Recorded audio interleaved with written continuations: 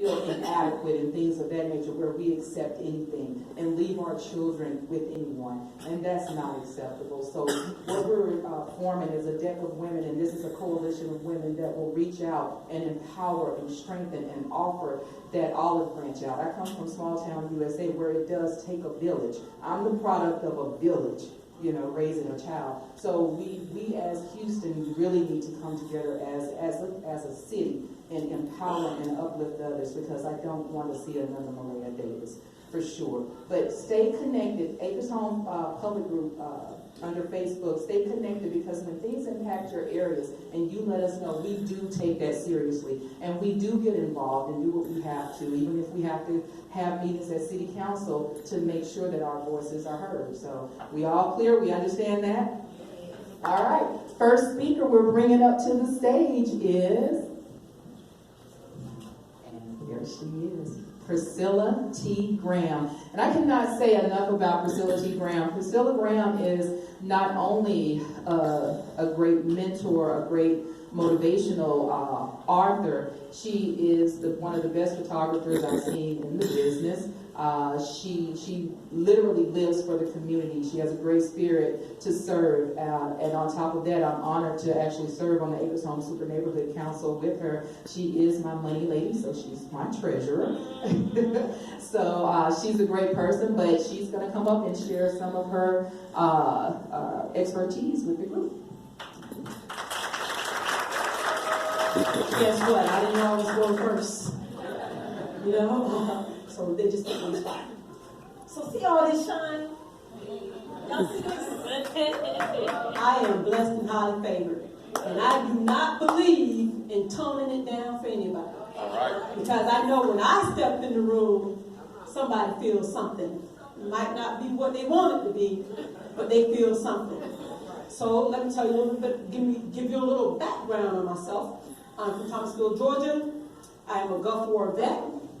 And then I came to Houston to go to TSU because I wanted to go to the historically black college. Okay? When I was 8 years old, I decided that I wanted to write a book. Thought I would do it by I was 35, but you know, that didn't happen. You see all this? It didn't happen by 35. So a lot of people don't live to see all this. So I know I'm blessed. But I worked for the YMCA for 18 and a half years. I am the first exec in the world to open a YMCA facility named after a professional sports team. I didn't ask for that. God gave that to me. So there's some time that happened that I left the church when I was 16 years old and transformed all the way back. I got saved again at the YMCA at a conference. Isn't that something? And I tell you, when that happened, something went into play. My life started turning upside down because God was putting in my spirit that I wasn't in the right place to do the right thing. Not the right thing for what I had planned for myself, but what He had planned for me. Okay, it's a difference between our plan and God's plan. God will shake your plan up, and because that's not the plan He has for you. Okay?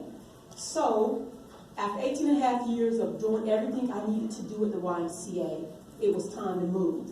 So I didn't move when I felt it in the spirit that God just had to move me.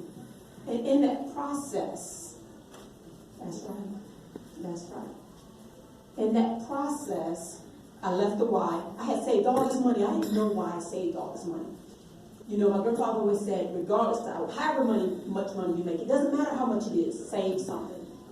Pay yourself first. I did that. So I had saved quite a bit of money. And with that, I took my money and invested back into myself. Right. With the YMCA, is one thing that I learned. That is intellectual property. It belongs to them. It doesn't matter if you created it. They own it. I didn't want anybody owning me anymore. So that's why I took my money and invested in myself. What happened? This is about, for me, is taking your passion and putting it into action. All right? So my passion is photography. I started volunteering on June 31st, 2014 with the Freemanstown Preservation Coalition. I know y'all have seen us on the brick streets, the Save Those Brick Streets. If you haven't seen us in the news over that period of time, you've been under a rock. Okay? This young man right here, I was just on the bricks with him not too long ago. They were walking down the street on them historical bricks. Okay, with Reverend Smith, historical man within himself. So with that, I went to a meeting. I didn't know. I just really wanted to go inside the house and look inside the house to see who was there. And I got hooked in with them, so I started volunteering. And I didn't want to be in charge of anything. I just wanted to be in charge of myself. So all I did was record and take pictures and do all those types of things. Well, there came a point where we went to court, and with the court, we really weren't doing a whole lot. So I had all these pictures and all this wealth of knowledge and historical stuff. And I said, well, you know what? I could put it in a book, and I could share it with more people. Okay? Put it in a book, share it with more people. And that was just Freemanstown. I just wanted to do a book on Freemanstown and just share it with other people. With that, another city was planning, and God expanded my territory. So he said, you know what? If there's one Freemanstown, guess how many Freemanstowns are out there? So then I started going within Houston, an hour and a half outside of Houston, seeking Freemanstown that was established by people that looked like me. Because they don't want you to think that we didn't do anything. But we're great.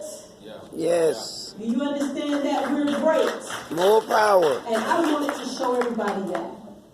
So I've gone to 44 freedom colonies. That's what they're called. They're called freedom colonies because after slavery, there was land set aside to be sold to people that look like us.